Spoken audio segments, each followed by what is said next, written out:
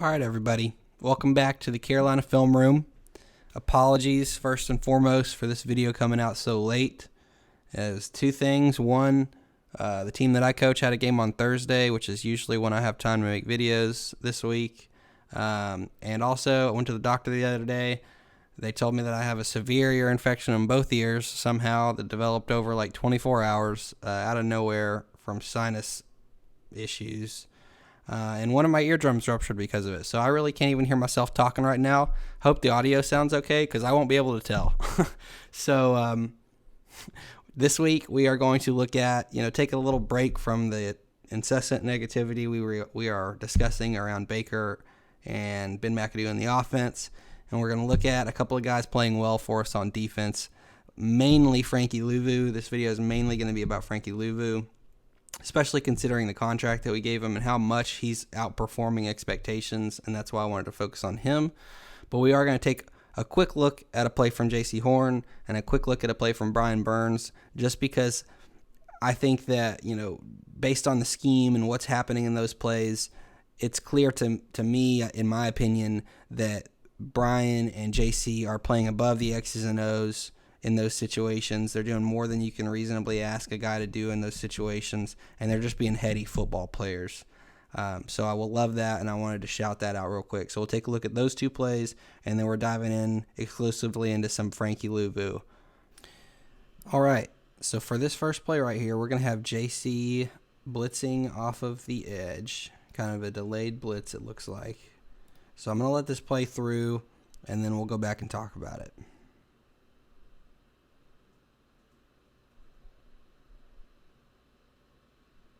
Okay. All right, so like I said, why I think this is JC playing a little bit above the X's and O's, okay? We've got him coming off of the edge right here. He's going to engage with this running back who's kind of feigning pass protection, all right? Clearly what the design of this is from Kingsbury, though, is, hey, you block for a minute, and then you flare out, and you be our check down guy. Okay, so if I play this out just a little bit further, we're going to see JC engage with him. And I think that JC, why this is a heady football play, is JC understands, hey, this is, let me play it forward just a smidge here. Okay, this is not looking good for Kyler in here. The pocket is collapsing all around him. If my guy lets me go, he's probably going to flare out, like we just talked about, and try to be a check down. So JC's already thinking through, hey, if my guy lets me go, I'm going to get my hands up in anticipation of him being the check down. And he does that. Kyler tries to get it out. JC tips it. Brian Burns realistically should have picked that off, and we should be running the other way. Sorry, Brian. But it was a great play by JC, and I love to see that.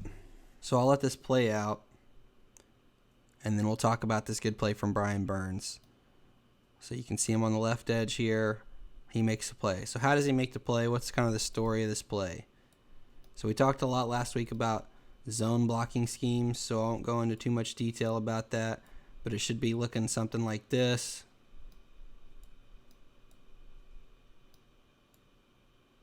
Something like that.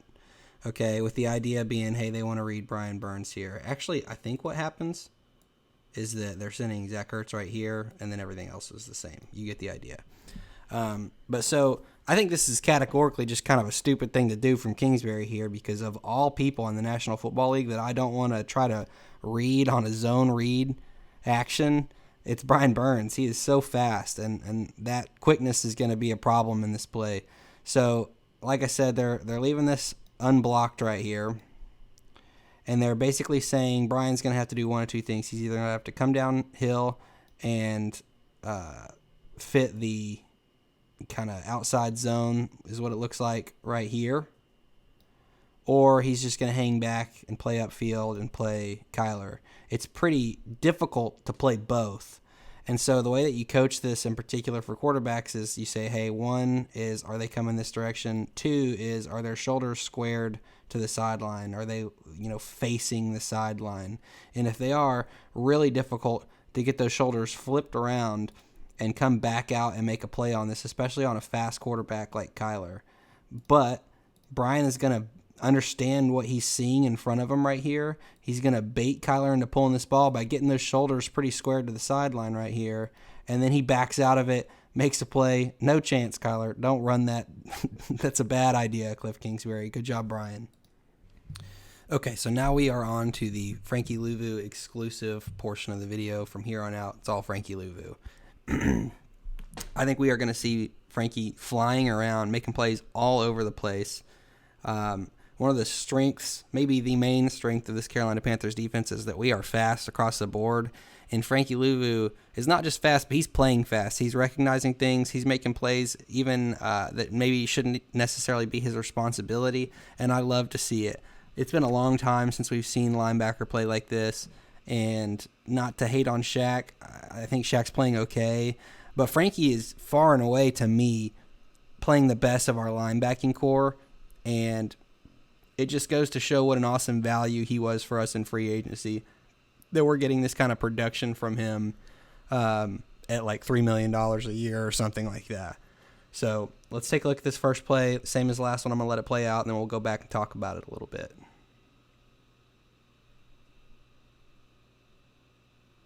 Okay. So Frankie was right here, kind of responsible for the edge a little bit. Hopefully this isn't too boring. Apparently the Cardinals are running a lot of zone stuff. So like we talked about, they're just trying to move this whole box this away and test us to see if we can maintain our gap responsibility in doing so. So Frankie's going to have to recognize this quickly and get out to the flats. Really, the main guy responsible for setting the actual edge, like defending the sideline, should be C.J. Henderson right here, and he's not going to do that. He needs to fly up here. If this was... And C.J. Henderson has played okay in the run defense. He's made some good plays. But if this was J.C. over here, I think we would have seen a better job. Or if this was Dante Jackson over here, I think we would have seen a better job of fitting the run out here. But my point in saying that is that I think it just makes it all the more impressive that Frankie handles this basically by himself. So CJ should come out here, and whoever the widest guy coming out the block is, he needs to maintain outside leverage, have an outside arm free, force this thing back inside. Frankie should be flowing out here as well. And whoever the number 2 blocker is coming out here, Frankie needs to do the same thing, keep an outside arm free. You get the idea. So if we play this out, we're going to see Frankie recognize this sweep very quickly, right? He's engaging this blocker. He's not just trying to outrun it. He's engaging the blocker. He's getting the blocker off of him. And oh my gosh, I love this. If I can go back and freeze this, that would be great.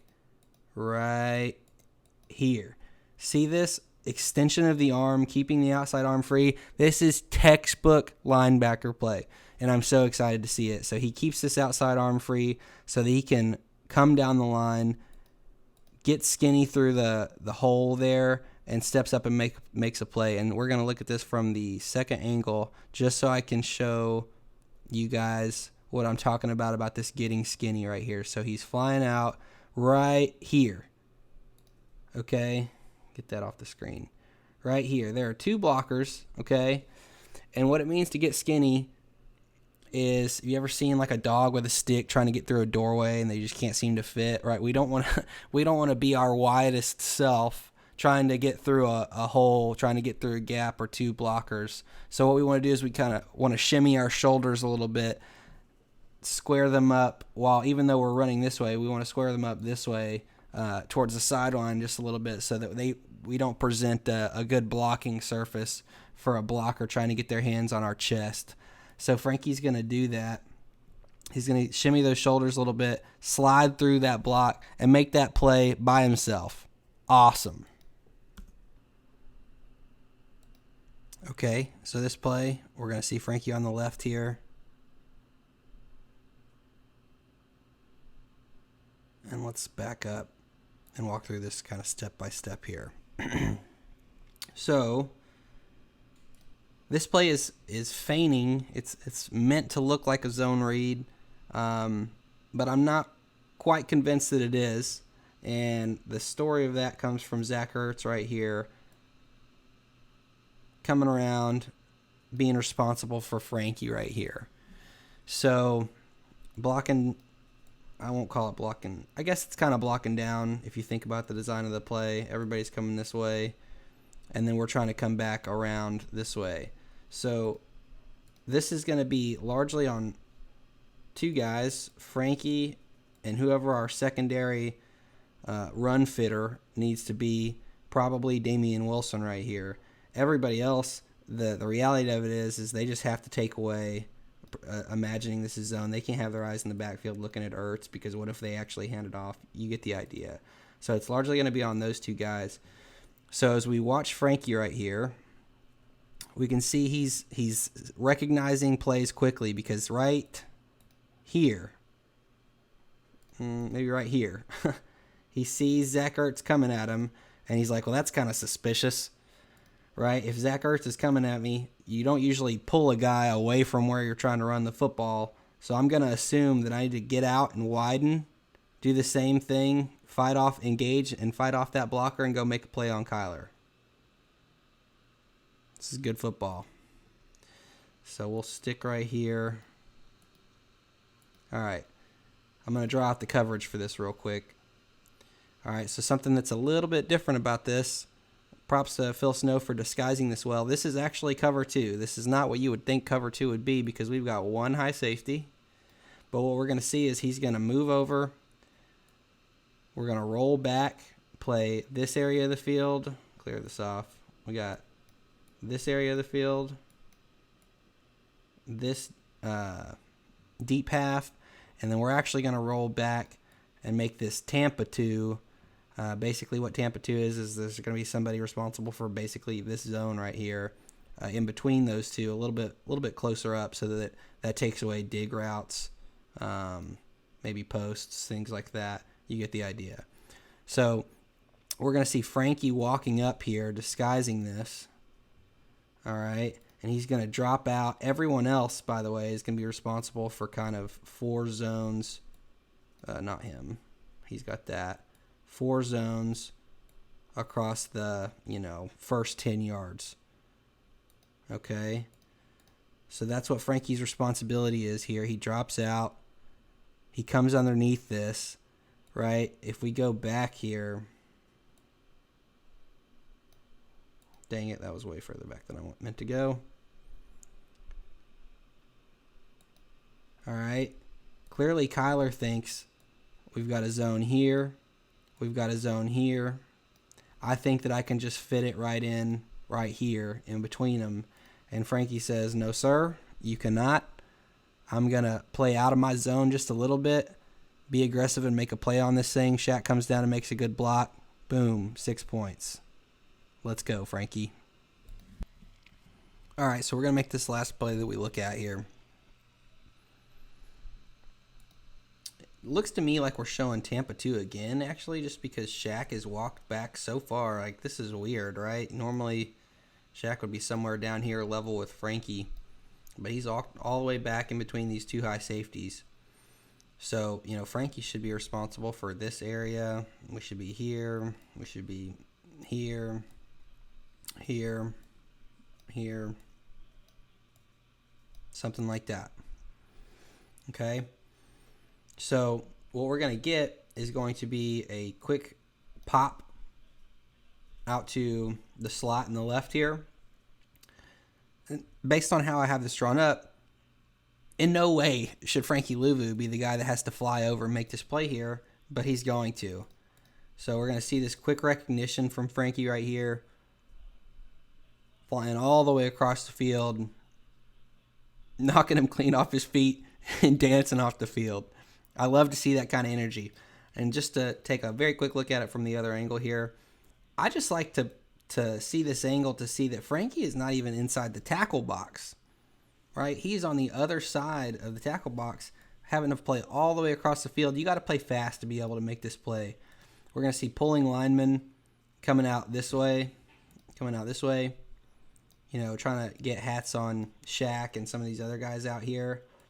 So Frankie is coming unblocked underneath all of this, unsuspectingly. Yeet. So there you have it. I I really enjoyed watching the tape on Frankie Louvu this week. Offense has got a million miles to go still, but I'm not just going to beat a dead horse about how they're not performing well every single week. I want to try to alternate back and forth between some good and some bad, and usually the good turns out to be our defense. So there you have it.